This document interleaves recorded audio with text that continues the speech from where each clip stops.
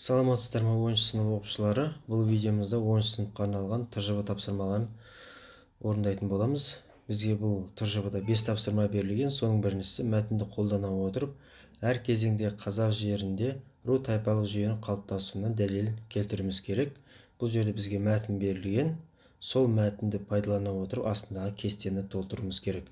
Бірінші бағы ежелгі дәуір, екінші бағы ерте орта ғасырлар, үшіншісіне дамыған орта ғасырлар, төртіншісіне кейінгі орта ғасырлардағы қазақ жеріндегі ру тайпалық жүйенің қалыптасуын жазуымыз керек.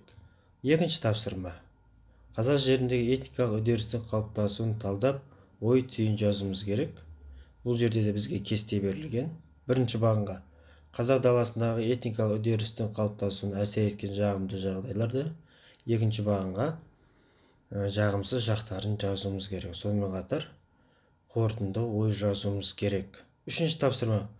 Берілген ұғымдарды қай бағанға сәйкес екендігін ажыратуымыз керек. Бізге ұғымдар берілген.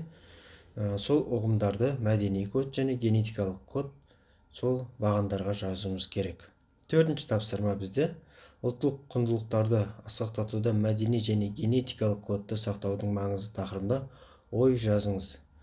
Маңызына баға беруді кілт сөздерді қолдануымыз керек. Бұл жерде бізге кілт сөздер берілген. Ұлттық құндылықтар, туған жер, ұлттық код, тектілік деген кілт сөздер берілген. Соларды пайдалана отырып ой жазуымыз керек. Сонымен қатар бесінші тапсырма хан, қарасүйек, сұлтан, би ұғымдардың әлеуметтік стратификация бойынша орналастыруымыз керек. Осы терминдерді рет-ретімен орналастырып, астында кесте берілген. Бұл кестеге ақсүйек, қарасүйек, хан, сұлтан, би, батыр ұғымдарын пайдалана отырып, қазақтардың әлеуметтік жіктелуін, ерекшеліктерін жазуымыз керек.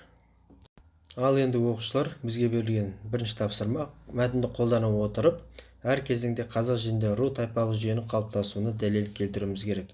Бізде мәтін берілген, ол мәтінде бағана айтып өткеніміздей ру тайпалық жүйенің қалыптасу туралы жазылған. Сол мәтінді пайдалана отырып, астындағы кестеге толтыруымыз керек.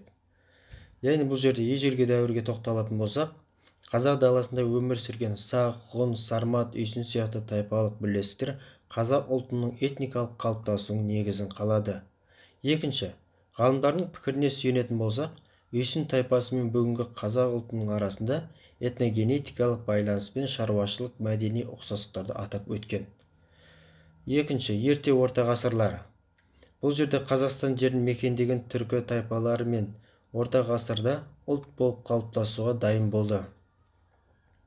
Екінші, Алтайдан Еділге дейінгі алып жатқан территорияны парсы ақыны, саяхатшы Насир Хосро Қыпшақ даласы деп атаған. Үшінші, дамыған орта ғасырлар. Бұл жерде 13 ғасырда қазақ жеріне моңғолдар шабуыл жасап, рулық тайпалық бірігу процесіне үлкен соққы берді. Екінші, қазақ жеріне қоныстанған маңғыт, барлас сияқты моңғол тайпалары ассимиляцияға ұшырап түркіленді. Кейінгі орта ғасырларда қоғамда ақсүйек әлеуметтік тобының құрамына кірген моңғол ұрпақтары бірнеше мемлекеттерге бөлініп, жеке дара билікке ұмтылды. Сонымен қатар көшпелі өзбектер мен моңғол мемлекеттерінің арасында қақтығысты өз мүддесіне пайдаланған қазақ сұлтандары Керей мен Жәнібек 15 ғасырда қазақ тайпаларының басын біріктіріп, қазақ хандығын құрды. Енді екінші тапсырмаға келетін болсақ, бұл жерде қазақ жеріндегі этникалық үдерістің қалыптасуын талдауымыз керек.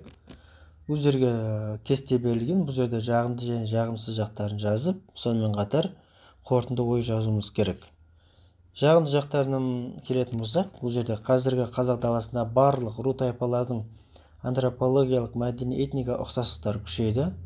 Сонымен қатар түркілерді жаулаған моңғол империясының тайпалары түркіленіп, жергілікті халықпен сіңісіп кетті. Жағымсыз жағдайлар.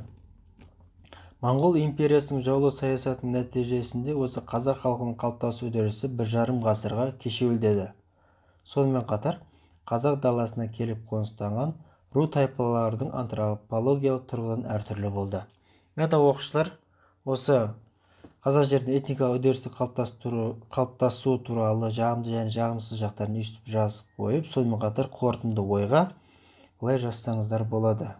Сағын үйсін тайпаларынан бастап алады.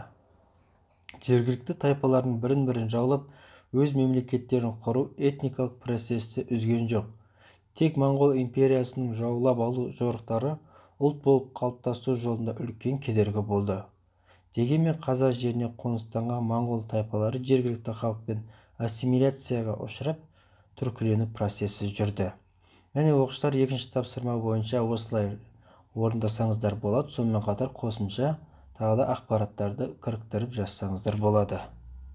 Ал оқушылар, бізге берілген үшінші тапсырма, берілген ұғымдарды қай бағанға сәйкес екендігін жазуымыз керек. Ұғымдарға бізге салт дәстүр, шежіре, жеті ата, материалдық құндылықтар берілген.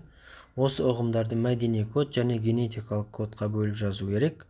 Мәдени кодқа салт дәстүр, материалдық құндылықтар жатады, ал генетикалық кодқа жеті ата, шежіре ұғымдары жатады екен.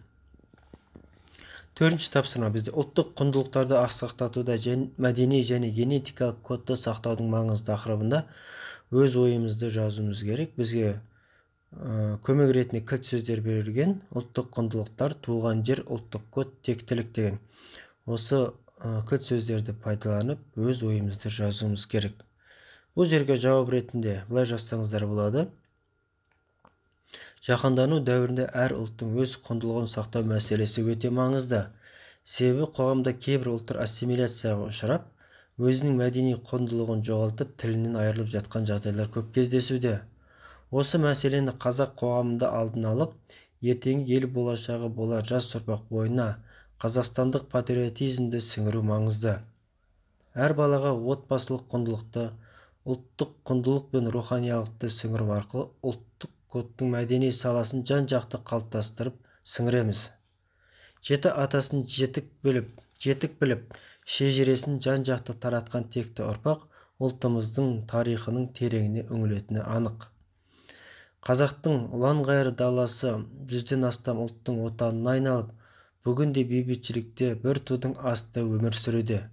Қазақстанды отаным деп әр ұлттың басын біріктіретін құндылық ол туған жерге, отанға деген зор сүйіспеншілік болып табылады.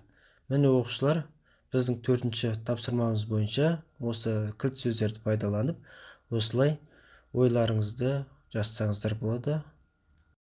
Оқушылар, соңғы 5-ші тапсырма, хан, қарасүйек, сұлтан, би ұғымдарын әлеуметтік стратификация бойынша орналастырыңыз дейді. Оны бәріміз жақсы білеміз. Яғни бізде хан, одан кейін сұлтан, би, қарасүйек болып бізде осы бойынша орналасқан. Кейін ақсүйек, қарасүйек, хан, сұлтан, би, батыр ұғымдарын пайдалана отырып, қазақтардың әлеуметтік жіктелуін, тән ерекшеліктерді анықтаңыз деген. Бұл жерде жауап ретінде бірінші бағанға ақсүйектер қатарына шыққан Шыңғысхан тұқымы қазақ қоғамда хан, сұлтан қызметін атқарды. Ал қожалар ислам дінін таратушы ретінде қоғамда ерекше орын алды. Қарасүйектер мемлекеттің негізгі тобы болып табылады. Көшпелі мал шаруашылығы мен отырықшы шаруашылықты дөңгелетуші шаруалар осы қарасүйектер қатарына шықты. Сонымен қатар, қол бастаған батырлар мен сөз бастаған билер осы қарасүйектерден шыққан екен. Міне оқушылар, бізге берілген 90-дық жиынтық бақылау бойынша 5 тапсырма берілді. Міне 5 тапсырманы да осылай орындап шықтық. Егер түсінбеген нәрселеріңіз болса, комментарийға сұрақ ретінде жазсаңыздар, міндетті түрде жауап береміз. Оқушылар, осымен тапсырмамыз аяқталды. Сау болыңыздар.